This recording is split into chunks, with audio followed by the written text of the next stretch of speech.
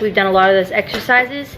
But I noticed that he was still struggling with like the order, like he knows the alphabet, but like the order of the letters and counting to 20 and that kind of stuff. Like in order, he knows all the numbers, but like just mixing them up, or he'll say words backwards, or he'll just get confused with things anyway. And so we had him evaluated again, and he this time by a dyslexia tutor. Something I didn't know was that dyslexia is genetic, and so I've got it on my side of the family, and Austin has it on his side of the family. And so with that, I didn't realize that Gideon has a high probability. We have to talk, because this story just keeps getting messier. And today, I'm pulling back the curtain on something a lot of you were not ready to hear yesterday. So quick recap for anyone just tuning in. Joy Duggar and Kendra Duggar have both been deep in this self-help spiral, specifically obsessed with a book called Boundaries. And when I brought this up yesterday, my inbox exploded, people defending this book like it's scripture. And listen, I hear you, but stay with me, because this story has a twist you did not see coming. And by the end of this video, you're going to understand exactly why I've been so vocal about it.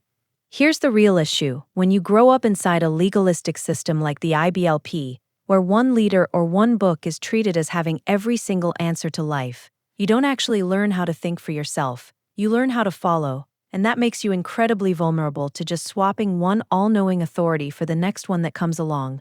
And that is exactly what's happening here. This isn't healing, babes. This is musical chairs with control. Structure feels safe. That's literally why cults work. Someone else does the thinking so you don't have to, but the trade-off is, you lose the ability to question anything. And for a woman who was never once allowed a voice in her own marriage, reading a chapter that says, "You're allowed to speak up," hits different. I get why that felt like freedom. I'm not knocking that moment. But here's the plot twist nobody's talking about. This book was never built to replace real trauma therapy, and that's precisely the trap Joy and Kendra have fallen into. Quick context for the newer viewers. We're talking about two young women. Joy just turned 28. Kendra is a year younger, both raised inside the IBLP, both now married, both desperately seeking a version of themselves with actual power and voice.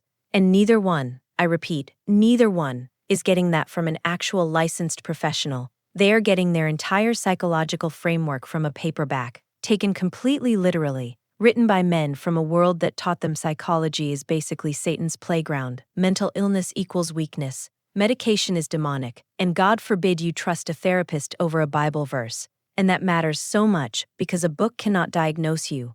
A book cannot tell the difference between you need better boundaries, and you actually need treatment for trauma or a chemical imbalance. And I'll be real with you, when I read through the list of behaviors this book flags as boundary failures, poor time management, overspending, always running late, unable to stay on task, I laughed, because that described me to a T before I got treated for ADHD. That's not a boundary issue, that's a medical one, and this book doesn't leave room for that distinction anywhere. And this particular book never went through the kind of rigorous, double-blind clinical testing that literally every other psychological method has to survive before it gets handed to millions of vulnerable readers. No control groups, no placebo comparisons, nothing, just theory, dressed up as therapy. And speaking of the men behind this book, get ready, because this is where the story gets even darker, because these authors didn't come from nowhere. They came out of Christian-based inpatient clinics back in the 80s and 90s that eventually collapsed under a wave of lawsuits. We're talking allegations of planting false memories, contributing to that whole satanic panic era, and even claims of psychological and sexual abuse of patients while they were inpatient. One of these men was literally a regional manager at one of these facilities in California, and the book Boundaries grew directly out of that world. A world built on aggressively selling people into their treatment programs. So when you pick this book up off a shelf in 2024, with zero knowledge of that history, you think you're getting solid, vetted advice, especially since so many Christian counselors still recommend it, but you have no idea what soil it actually grew out of. And speaking of these men, get ready, because I found something today that changes everything. Dr. John Townsend, one of the two co-authors of Boundaries, has spent years presenting himself and his wife Barbara as this 37-year success story of healthy marriage boundaries.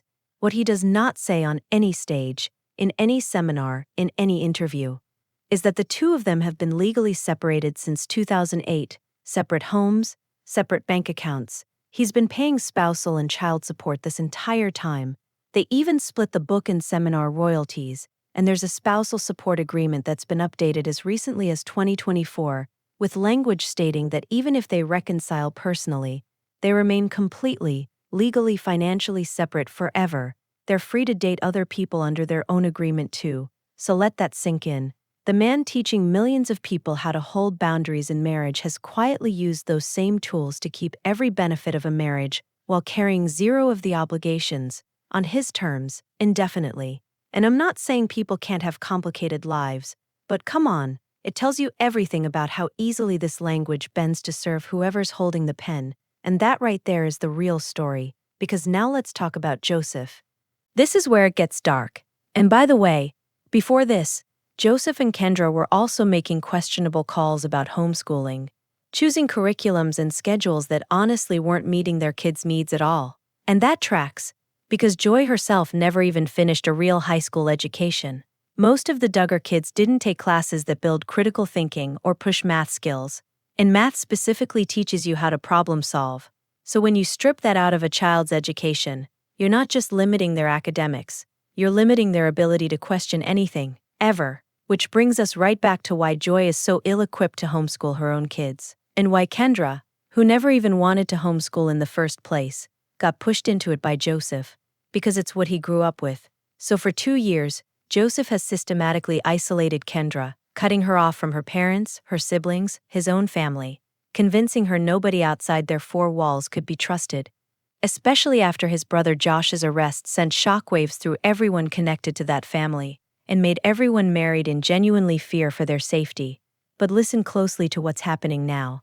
Now that DCF is circling, and Kendra wants therapy, wants medication, wants to get stable for her kids, Joseph doesn't say no. Oh no, he agrees, on the surface. And then, almost in the same breath, he pulls out scripture, Proverbs, Psalms, stories about boundaries, cautions her about who she can trust, reminds her that people talk, and suddenly he's pivoting, saying they've been doing this all wrong, that they need to be back around people, meaning his family, the exact system capable of shielding someone the way it shielded his brother and friends.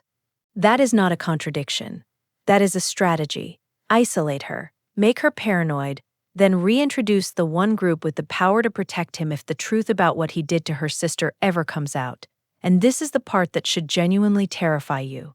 This book has an entire chapter warning readers not to abuse boundaries, meaning the authors knew this was possible, and Joseph is doing it in real time, weaponizing the language of consequences in space, and healthy separation to control the narrative and control her. There's even a section in this book that puts compulsive harmful behavior on the same continuum as childhood trauma, essentially implying the root cause matters more than the harm caused, and that, my friends, hands a manipulator a built-in script. He can say he can't help it, that something happened to him, that she just needs to extend grace as long as he shows remorse. And I've heard from so many of you in the comments who lived this exact nightmare. One of you told me your dad got obsessed with this book and turned into a completely different person, weaponized it against the whole family, said you can barely watch these videos because it brings back that trauma. And that should tell you everything about how dangerous it is to hand out psychological tools at mass scale with zero oversight on how they actually get used. And to be clear, before you come for me again, I am not saying this book is entirely bad. If it were, nobody would ever get pulled in. That's not how manipulation works. There is real value in learning you're allowed to say no. That having an opinion doesn't make you a bad wife or daughter. I didn't learn that from a paperback though. I learned it in actual cognitive behavioral therapy with a licensed trauma specialist. And that distinction is everything. Because reading about a boundary and having a trained professional walk you through actually holding one are two completely different experiences, especially when you're married to someone who, by every account I've seen, is deeply manipulative and terrifyingly good at making his ideas feel like your own. And someone close to this situation told me exactly that Joseph's whole approach is making people believe things are their own idea, making Kendra believe cutting off her parents was her idea, making her believe her own sister is lying. That is coercive control, textbook. That is not something a self-help paperback undoes on its own. Joy and Kendra are both grasping for a version of themselves with actual power and voice, and given everything they came from.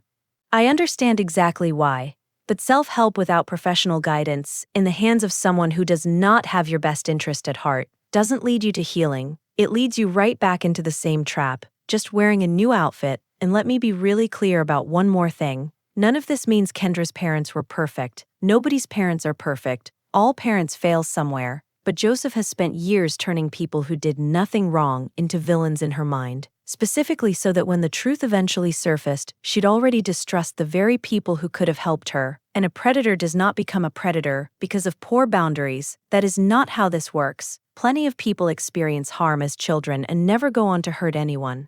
So if this book genuinely helped you, I am glad, truly. That is not in question here. What I need you to sit with is what happens when those same exact words land in the hands of someone who isn't trying to heal you, but control you. Because that, friends, is exactly what's unfolding in this family right now. Drop your thoughts down below. I need to know if you're as shook as I am. Smash that like button, subscribe if you haven't already, and hit the bell so you never miss when this story breaks wide open.